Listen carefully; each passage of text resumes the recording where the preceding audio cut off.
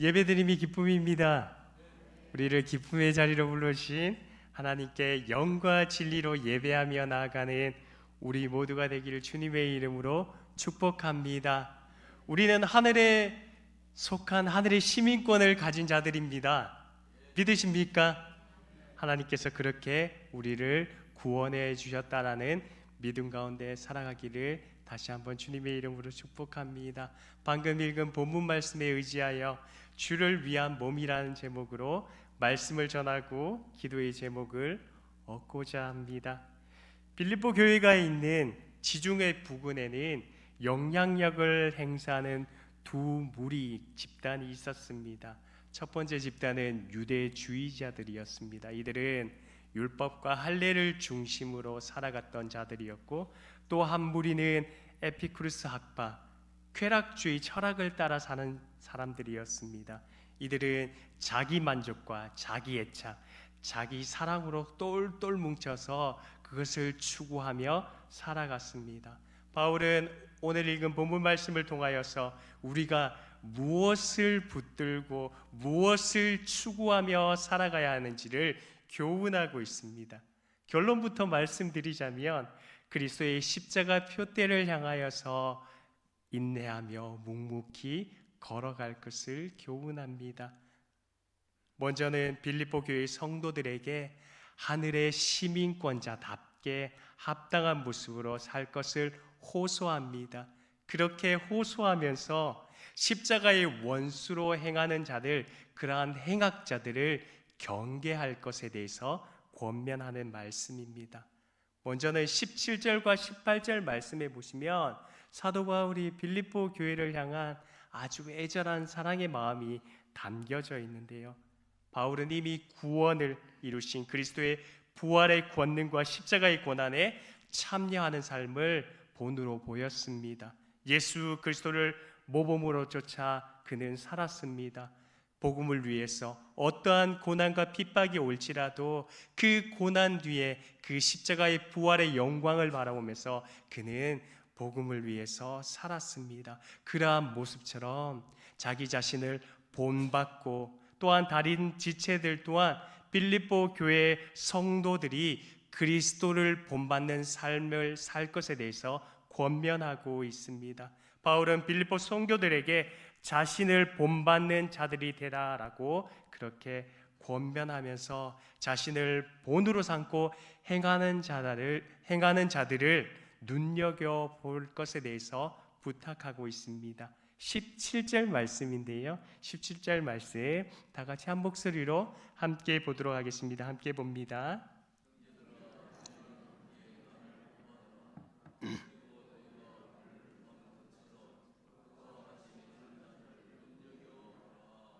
아멘. 빌립보 교회 성도들 향하여서 나를 본받으라라고 권면하고 있는데요.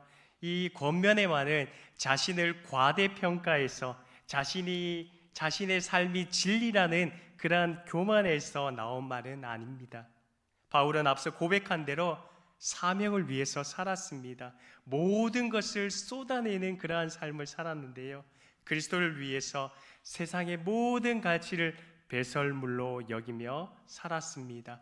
그리스도의 십자가의 신앙이 그 삶의 중심에 있었기 때문인데요. 시련과 역경을 이겨내고 부활의 권능 가운데 살 수 있는 그러한 확신 가운데 살았습니다. 그렇기에 자신의 삶을 예를 들면서 나를 본받고 나를 따르려고 하는 디모데와 에바브로디도 모습처럼 빌립보 교회 성도들도 그렇게 살기를 권면합니다라고 말씀하고 있습니다. 그러면서 자신이 주님의 마음을 가지고 빌립보 교회를 그렇게 관찰하고 주도 면밀하게 파악하고 있음을 18절 말씀을 통하여서 우리에게 말씀하고 있는데요. 이 말씀도 다 같이 한 목소리로 함께 보도록 하겠습니다. 함께 읽겠습니다.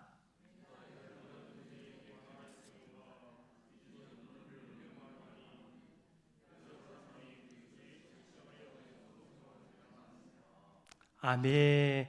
바울이 수차례 빌립보 교회를 대상으로 지적한 문제가 있었습니다. 그 문제는 근절되지 않은 채 계속해서 빌립보 교회 성도들을 괴롭혔습니다. 여러 사람들이라는 이 표현을 통하여서 많은 대다수의 사람들이 그러한 안 좋은 영향 가운데 있었음을 사도 바울은 관찰했던 것입니다. 그 문제를 다시금 지적하면서 눈물로 빌립보 교회 성도들 향하여서 호소하고 있습니다. 그렇다면 그 문제는 무엇일까요? 그 문제는 18절 말씀에 기록된 기독교인임을 자처하면서 십자가의 원수로 행하는 자들, 그러한 행악자들의 모습을 따르지 말 것에 대해서 눈물로 호소하고 있습니다. 빌립보 교회는 십자가 신앙이 요구되는 지식과 행위를 따라 살려고 했지만 또 다른 부류의 사람들은 그렇게 살려고 하지 않았음을 우리에게 말씀해 주고 있습니다. 십자가를 정면에서 대적하는 그러한 행위를 하는 사람들이 있었음을 우리에게 보고하고 있는데요. 바울이 이 사실을 여러 번 그렇게 권면하고 거론한 것으로 보아 빌립보 교회에는 그리스도의 십자가의 의미를 깎아내리는 회방꾼들이 침투해 있었음을 우리는 보게 됩니다. 이 사실로 인하여서 바울은 애통한 마음을 가집니다. 이들은 교회의 가장 골칫거리가 되는 사람들이기도 했습니다. 바울은 고린도 교회의 성도들 향하여서 권면한 그 모습처럼 빌립보 성도들 향하여서도 자신을 본받으라라고 권면하고 있습니다.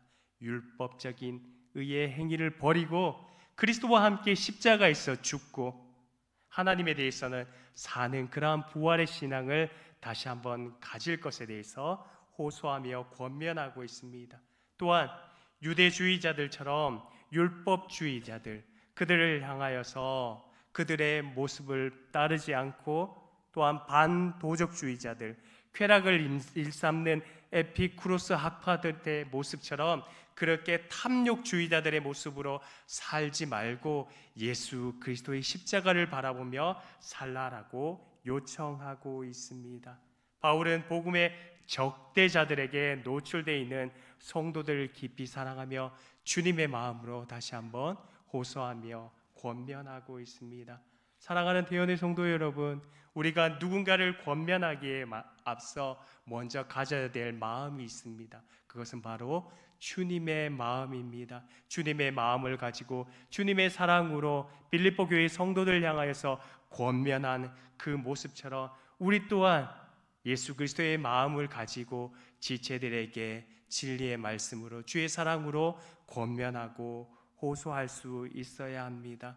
주님의 몸된 교회를 섬기기 위해서 하나님은 다양한 직분을 우리에게 주셨습니다. 집사라는 직분, 권사라는 직분, 장로라는 직분을 주었습니다. 그러나 이것이 감투가 되어서는 안 됩니다. 직분에 맞게 교회와 성도들을 바라보면서 사랑으로 권면할 수 있어야 합니다. 사도 바울이 빌립보 교회의 성도들을 바라보면서 그렇게 눈물로 호소하고 권면한 것처럼 우리 또한 그러한 모습으로 살아가야 될 것을 주님의 이름으로 축복합니다.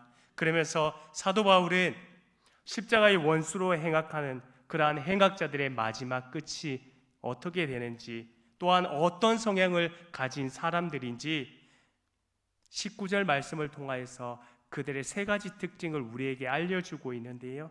19절 말씀 다 같이 한 목소리로 함께 읽도록 하겠습니다. 함께 봅니다.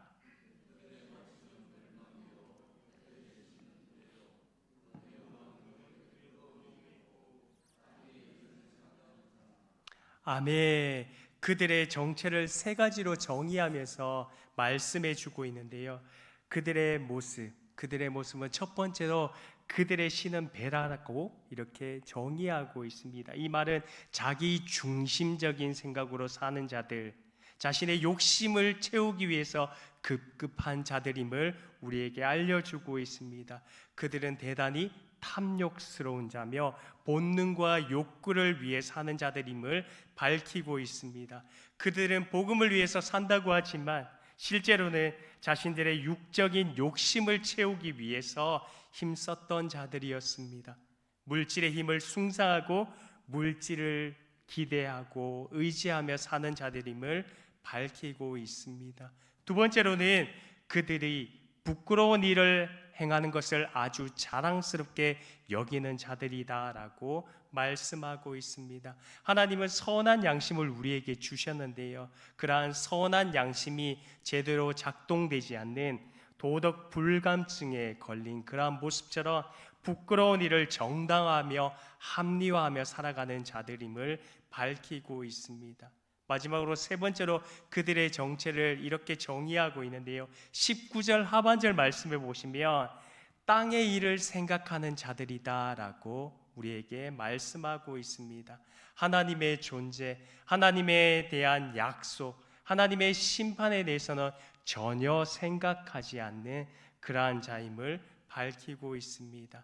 육체의 일에 집착해서 땅의 것만 추구하며 땅의 것만 잘 되면 그만이라고 생각하는 그러한 자들을 경계하라라고 사도 바울은 권면하면서 호소하고 있습니다. 우리 또한 땅의 것만 추구하며 살아가는 어리석은 자들이 되어서는 안 됩니다. 이미 하늘의 시민권자로 우리를 예수 그리스도를 통하여서 구원해 주셨기 때문입니다. 하늘의 것, 위의 것을 바라보며 소망하며 살아가는 우리 모두가 되기를 소망합니다. 당시 빌립보 교회 지역, 그 지역에는 에피쿠로스 학파들이 추종하는 먹는 것과 마시는 것, 육체적인 향락을 즐기는 자들이 많았음을 우리에게 알려주고 있습니다. 자신의 배, 자신의 탐욕을 섬기며 살아가는 자들이 많았습니다. 이들을 향하여서 예수 그리스도의 십자가의 원수들이라고 사도 바울은 그들을 향하여서 경계하라라고 빌립보 교회 성도들을 향하여서 호소하고 있습니다. 오늘날도 이와 같은 것 같습니다. 많은 사람들이 육체적인 쾌락과 탐욕과 정욕을 향하여서 달려나가는 듯합니다. 인간에게는 음식이나 의복이나 집, 자동차 등이 필요합니다. 그러나 이러한 것들이 굴레가 되어서는 안 됩니다.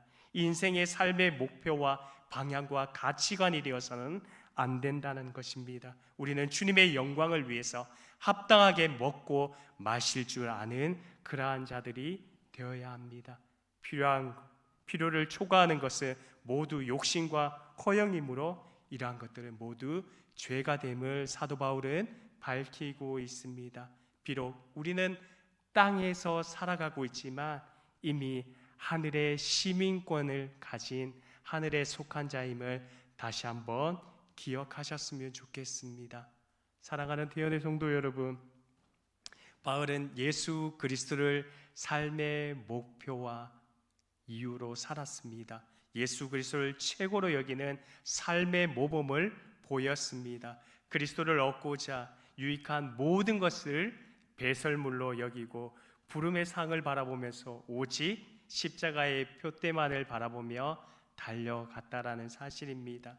우리도 삶의 자리에서 최선을 다하며 오직 예수 그리스도만을 최고로 여기며 주님만을 섬기며 살아가는 우리 모두가 되기를 주님의 이름으로 축복합니다. 사도 바울은 20절과 21절 말씀을 통하여서 빌립보 교회의 성도들이 하늘의 시민으로 합당하게 살 것을 다시 한번 권면하고 있는데요. 그러면서 신자들의 정체성에 대해서 이렇게 말씀해 주고 있습니다. 20절 말씀인데요. 20절 말씀도 함께 같이 읽도록 하겠습니다. 함께 봅니다. 그러나 우리의 시민권은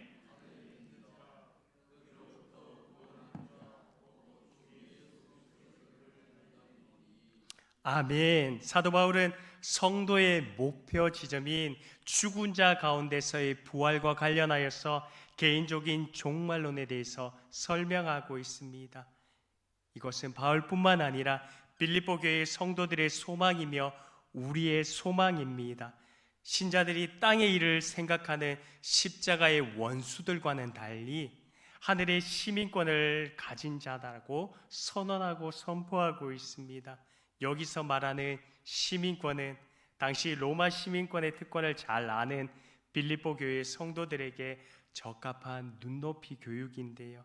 하늘의 신자로 산다는 것은 성도의 시민권이 하늘에 있음을 뜻합니다. 그뿐만 아니라 하늘 정부, 하나님의 보호와 권세 아래 그러한 하나님의 자녀로서 특권을 누리며 산다는 것을 우리에게 말씀해 주고 있습니다. 그래서 사도 바울은 그리스도인의 시민권은 하늘에 있음을 선포하고 있습니다. 신자는 하늘로부터 구원하는 자, 곧 예수 그리스도가 다시 오실 그 재림의 날을 기대하면서 부활의 소망을 가지고 살아야 합니다.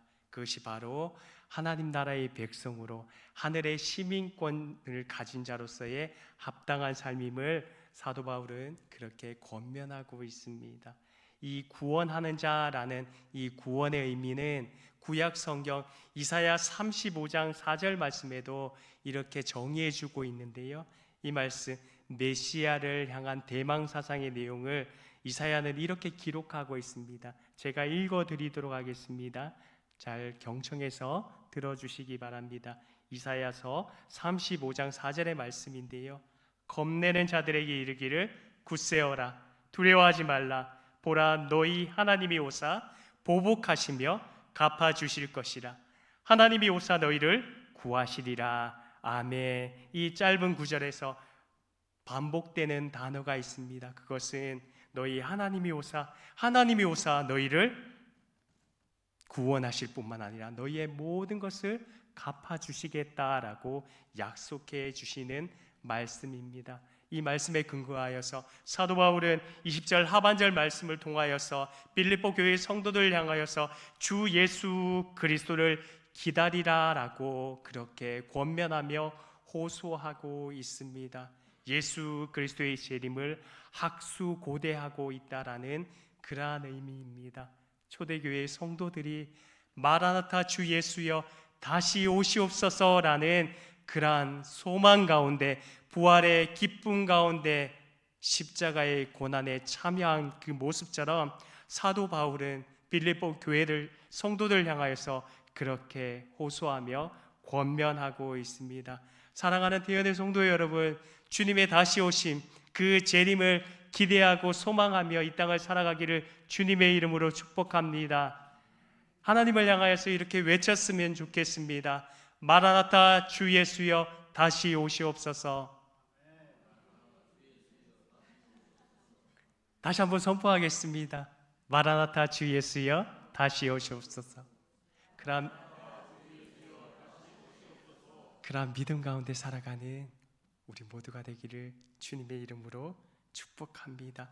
마지막으로 사도 바울은 그리스도의 재림으로 성도에게 일어날 놀라운 축복에 대해서 21절 말씀을 통하여서 우리에게 이렇게 알려주고 있습니다. 21절 말씀인데요. 21절 말씀도 다 같이 한 목소리로 함께 읽도록 하겠습니다.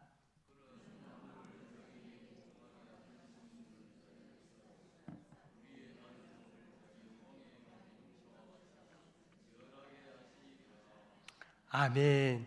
구원자 예수 그리스도께서 다시 오실 때 우리는 부활의 영광스러운 몸으로 변화될 것에 대해서 말씀하고 있습니다. 신자의 궁극적인 목표, 그 목적이 바로 여기에 있습니다. 신자의 구원은 바로 영광스러운 부활체, 그러한 모습으로 부활하신 예수님의 모습과 동일하게 변화될 수 있는 그러한 확신 가운데 살아가라라고 사도 바울은 빌립보 교회 성도들 향하여서 권면하고 있습니다. 당시 그들은 복음을 믿는 이유로 인하여서, 예수 그리스도를 믿는 이유로 인하여서 갖가지 핍박과 환난과 억압 가운데 살아가고 있었습니다. 하지만 이 고난, 십자가의 고난은 이미 지나가며 장차 예수 그리스도께서 다시 오실 때에 부활의 영광스러운 몸으로 변화될 것을 기대하며 소망하며 살아가라라고 권면하고 있습니다. 예수 그리스도의 영광의 부활의 모습을 기대하셨으면 좋겠습니다.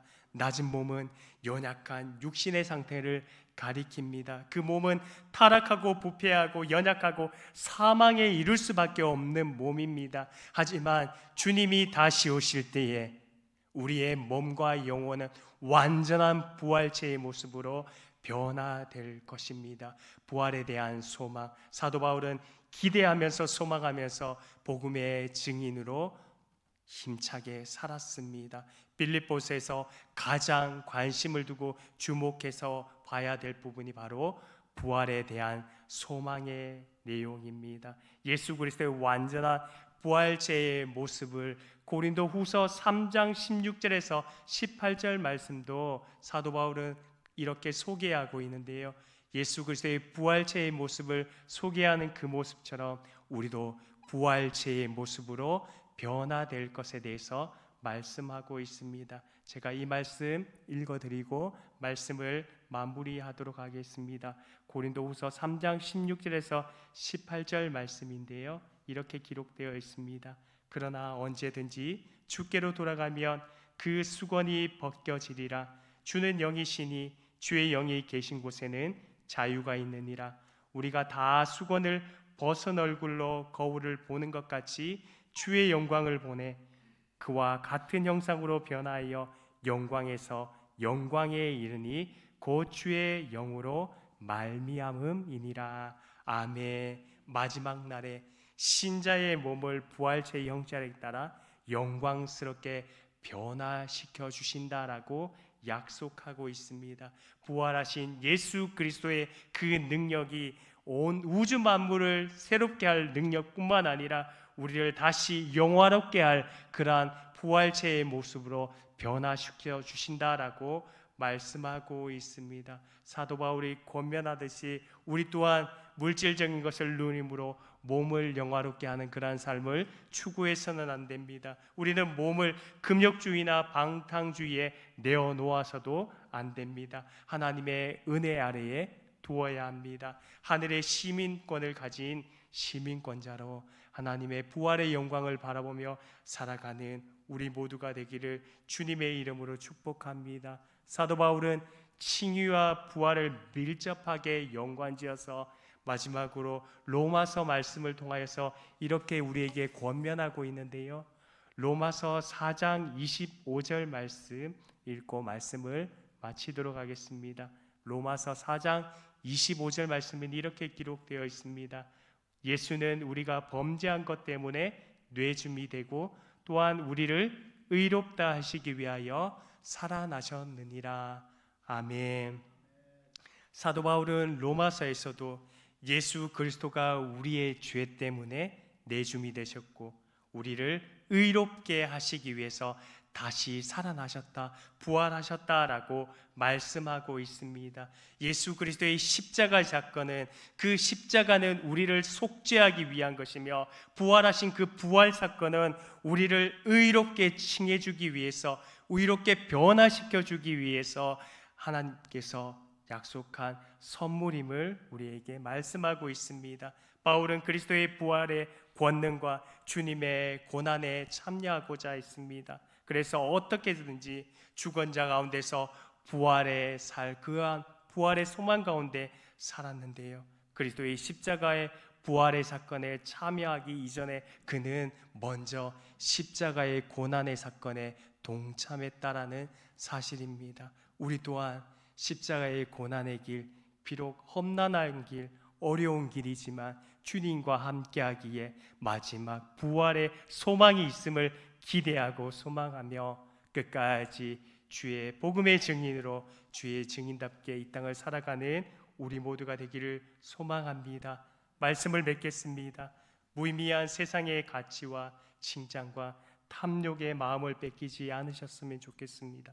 우리가 하나님의 나라를 위해서 주님을 닮기 위해서 치르는 모든 수고와 헌신과 노력을 주님께서 기억하시고 마지막 재림의 날, 그날에 우리에게 부활의 영광의 모습으로 변화 주실 것을 기대하며 살아가는 우리 모두가 되기를 주님의 이름으로 축복합니다. 기도하겠습니다.